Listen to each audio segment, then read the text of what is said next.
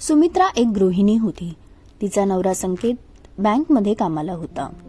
लग्नाला 5 वर्ष झाली होती, तरी मूलबाळ नव्हतं. ती नेहमी दुःखी कष्टी असायची. चेहऱ्यावर तिचे दुःख स्पष्ट जाणवायचे. संकेत तिला सतत समजवायचा. आपलं बाळ असावं ह्यासाठी कितीतरी उपास तापास करत होती, पण काही केल्या तिला मूल राहत नव्हते. लग्नानंतर तिने 1 वर्ष जॉब केला, पण कोणीतरी तिला सांगितले सततच्या धावपळीमुळे सुद्धा आई होण्यास त्रास होतो, त्यामुळे तिने जॉब सुद्धा सोडला. तिचे 2दा मिसकॅरेज झाले होते आणि त्यानंतर मूल राहतच नव्हतं. त्यात सुमित्राची आई 2 वर्षापूर्वीच देवाघरी गेली होती.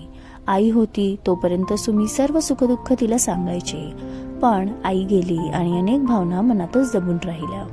शेवटी आईसारखं समजून घेणारं कोणी भेटलंच नाही. त्यानंतर ती खूप एकटी पडली. स्वतःच्या विश्वात गुंग राहू लागली. एके दिवशी तिच्या शेजारी नवीन जोडपं राहायला आलं. राधा नाव होतं त्या बाईचे आणि नवऱ्याचे राघव. राधाने गणेश पूजा ठेवली होती. सुमित्राला बोलावलं होतं. सुमित्रा राधाच्या पूजेला गेली.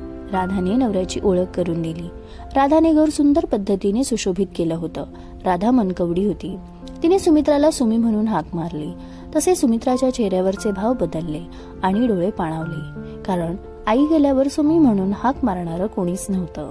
ती हाक सुमीला सुखावून गेली. दोघींची छान गट्टी जमली. हळूहळू दोघी एकमेकींना समजून घेत होत्या. छान पदार्थ केला की सुमित्रा आणि राधा एकमेकींना द्यायच्या. एकमेकींच्या मदतीला धावून जायच्या. राधाच्या येण्याने सुमित्रा खुलली होती. सतत चेहरा पाडून बसणारी सुमित्रा आता चेहरा हसरा ठेवू लागली. तिच्या नवऱ्यालाही छान वाटत होतं.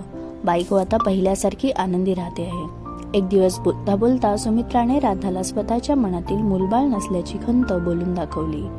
तेव्हा राधा म्हणाली, अगं सुमी, माझीही तीच अवस्था आहे तुझ्यासारखी. पण मूल नाही होत ह्याच विचारात आयुष्य घालवायचं का? मातृत्व नक्कीच खूप अप्रतिम सुख आहे आणि प्रत्येक बाई त्या सुखासाठी वेडावलेली असते.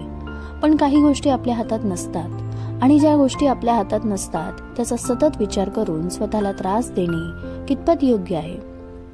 मीही तुझ्यासारखे सतत काळजीत असायचे, पण आता माझ्या घरी थोड्याच दिवसात माझं बाळ येणार आहे. सुमित्रा म्हणाली, म्हणजे तू प्रेग्नेंट आहेस? नाही ग. मग? मी आणि राघवने मूल दत्तक घेण्याचा विचार केला आहे. इतके दिवस प्रोसिजर चालू होती, पण आज सकाळीच राघवने सांगितले की आपण बाळाला घरी आणू शकतो. सुमित्रा म्हणाली, वाह, खूप खूप अभिनंदन राधा. राधा, मग तू पण घे एखादं मूल दत्तक. सुमित्रा म्हणाली, बघू ग, अजून काही विचार केला नाही, पण बाळाला आणताना नक्की सांग, मी सुद्धा येईल तुझ्यासोबत. बरं, नक्की सांगेन. चल, राघव यायची वेळ झाली, जाते मी. राधा निघून गेली.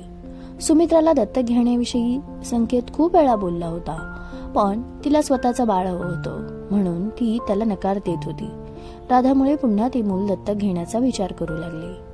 राधा सुमित्रालाही घेऊन गेली बाळ आणायला. वर्षभराची मुलगी होती. खरं तर 2 जुळ्या मुली होत्या. राधाने त्यातील एक मुलगी दत्तक घेतली होती. राधाने त्या मुलीला जसं उचललं तसं तिची बहीण रडायला लागली. एकमेकींचे हात सोडत नव्हत्या. तो प्रसंग पाहून सर्वांच्या डोळ्यात पाणी आले. सुमित्रालाही फार त्रास झाला. 2 इवलेसे जीव आज विभक्त होत होते.